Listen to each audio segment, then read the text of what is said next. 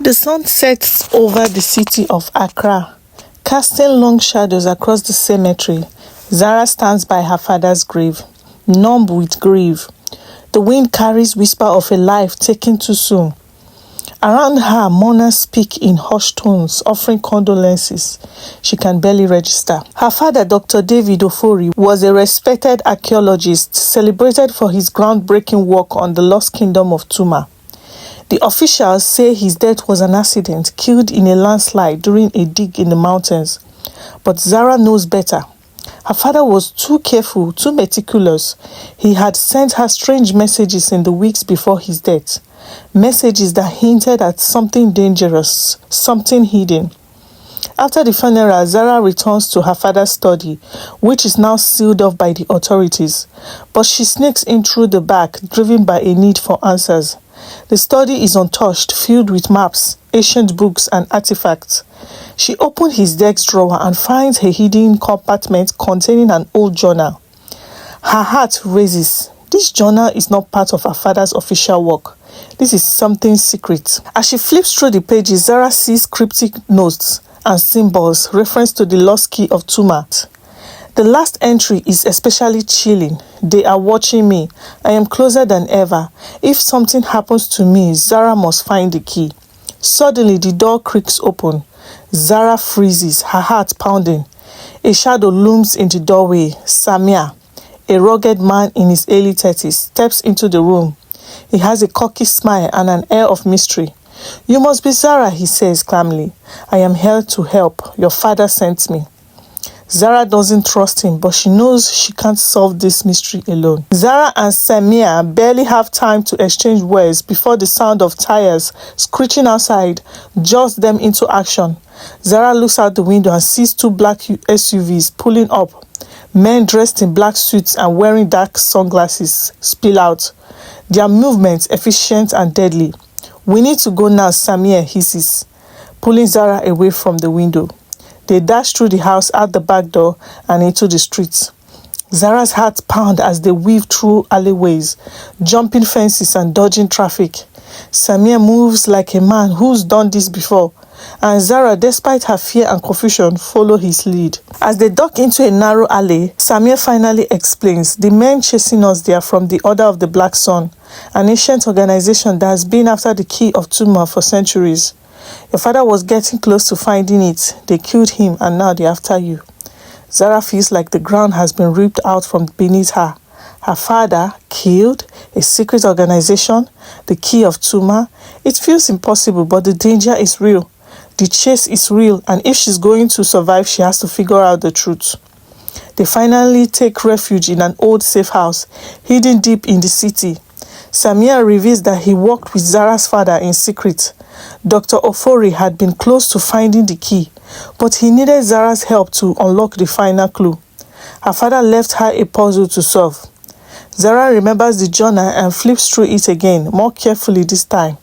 Hidden in the margins of one of the maps is a strange inscription, a combination of ancient symbols and modern coordinates. Samir looks at the map and whistles. That's the Sahara Desert. Right in the head of it, it looks like your father found something buried in the sand.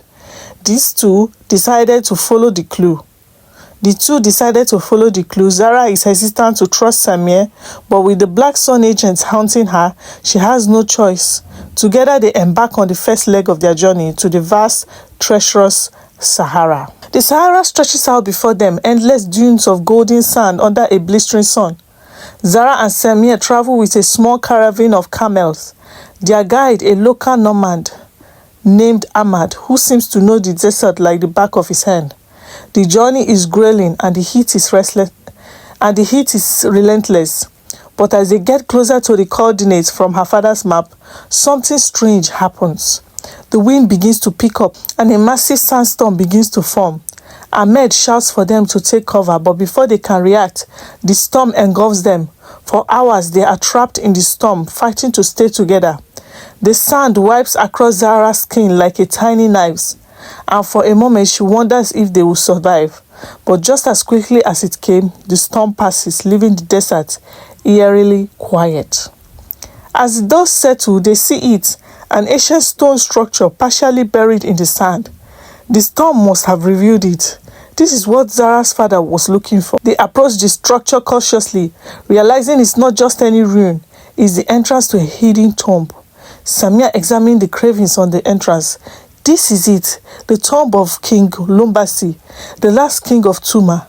They must be inside. They enter the tomb, which is dark and cold, a stark contrast to the heat outside. The walls are covered in intricate carvings and tell the story of the Tuma civilization, its rise to power and its mysterious fall. Zara's father's notes come in handy as they navigate through a series of traps and puzzles inside the tomb. At one point, they must cross a room filled with pressure plates. One wrong step and the entire chamber could collapse. They finally reach the inner sanctum, where a large stone sarcophagus rests. Above it, on a pedestal, sits an ancient key, the King of Tuma. But before they can grab it, they hear a voice behind them. "I wouldn't do that if I were you."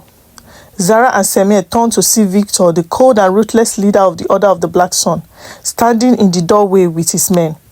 "Hand over the key and I might let you leave," he says, with a cruel smile. Samir longs for the key, grabbing it before Victor can react.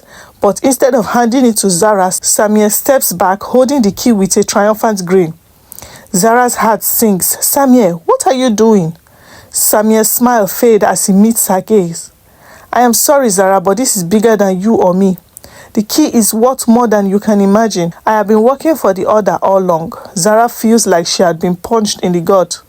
She trusted him and now he's betraying her for the key. Victor claps his hands slowly, amused. "Good work, Samir. Now hand it over." But Samir isn't ready to give up the key. He knows that whoever controls the key controls the power of Tuma. He turns on Victor and in the chaos that follows, a fight breaks out. Zara, feeling desperate, uses the distraction to escape. Behind her, she can hear the sounds of gunfire and shouting as Samir and Victor's men battle it out. She stumbles into a hidden chamber and inside she finds a series of ancient carvings on the walls, unlike anything she has ever seen before. This carving seems to tell the story of the Key of Tuma, a story that her father never uncovered. The carvings depict the fall of the kingdom of Tuma, not as the result of outside invaders, but as a consequence of the key itself. The key was no ordinary artifact. It held the power to manipulate time and reality. The last king of Tuma, King Lumbasi, had used the key to try and make his kingdom eternal, but the forces he unleashed were beyond his control. The kingdom had collapsed, consumed by its own power, and the key had been hidden away ever since. As Zara stares at the carvings, the truth sinks in. The key is not a tool for power, it's a curse. Whoever wields it risks destroying everything around them. Zara's father must have realized this too, and that is why he was killed.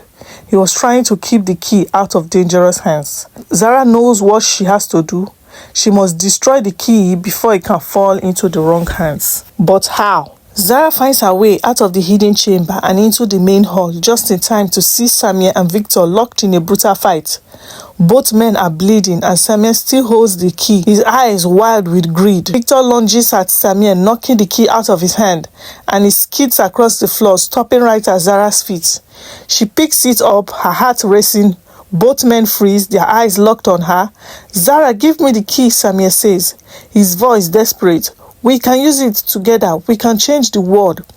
Victor steps forward, his voice cold and menacing. "Don't listen to him. You don't understand the power that key holds. Give it to me and I will make sure it's used properly." Zara looked at both men, her mind racing. She knows neither of them can be trusted. The key is too dangerous. It must be destroyed. In a moment of clarity, Zara remembers something from her father's journal. Something about the tomb itself being connected to the power of the key. The tomb was designed to contain the key's energy. If the key is brought to the heart of the tomb, it can be destroyed. Without hesitation, Zara turns and runs deeper into the tomb, towards the inner chamber where the sarcophagus of King Lumbasi lies. Behind her, she hears Samir and Victor shouting and chasing after her, but she doesn't stop. She reaches the sarcophagus and places the key on top of it. The ground begins to shake and the walls of the tomb start to crack. A bright light engulfs the room and Zara feels a powerful force pulling at her, as if the very air is being sucked into the key. Samir and Victor burst into the room just as the energy reaches its peak. Samir dives towards the key, but it's too late. With a deafening roar, the key shatters, releasing a burst of energy that knocks everyone to the ground. As the light fades, Zara opens her eyes. The key is gone.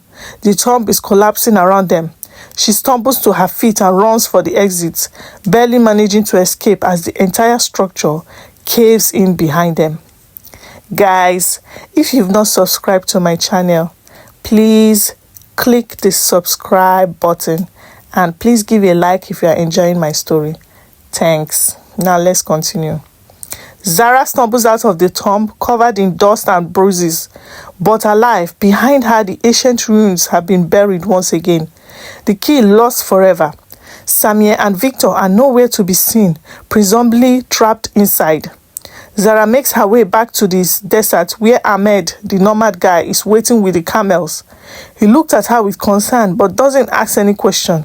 She climbs onto one of the camels and together they ride away from the tomb, leaving the ruins and the dangers of the key behind. Back in Accra, Zara returns to her father's study. The room feels different now, quieter, more peaceful. She sits at his old desk and opens his journal one more time. Her father's words resonate with her now more than ever. Some things are meant to stay hidden. Zara knows she did the right thing. The Key of Tuma was too dangerous to be in anyone's hands. And though her father paid the ultimate price, he succeeded in his mission. His legacy will live on, not through the discovery of the key, but through the knowledge that some power should never be wielded. As she closes the journal, she feels a sense of closure. Her journey is over, but her life is just beginning. She has learned more about herself and her family than she ever could have imagined. The adventure has changed her, made her stronger, and though she doesn't know what the future holds, she's ready to face it. Zara steps out into the balcony of her home, the city of Accra sprawling out before her. The sun is setting, casting a warm golden glow over the rooftop. She takes a deep breath and smiles, feeling at peace for the first time since her father's death. But as she watches the sunset, a shadow moves in the corner of her eye. She turns, her heart skipping a beat. Standing in the doorway is Samir, battered but alive, his face twisted in a sly grin. "We are not done yet, Zara," he says, his voice low and dangerous. Zara smiles, fades. Her journey may be over, but the fight is just beginning. Guys, watch out for part 2. Bye.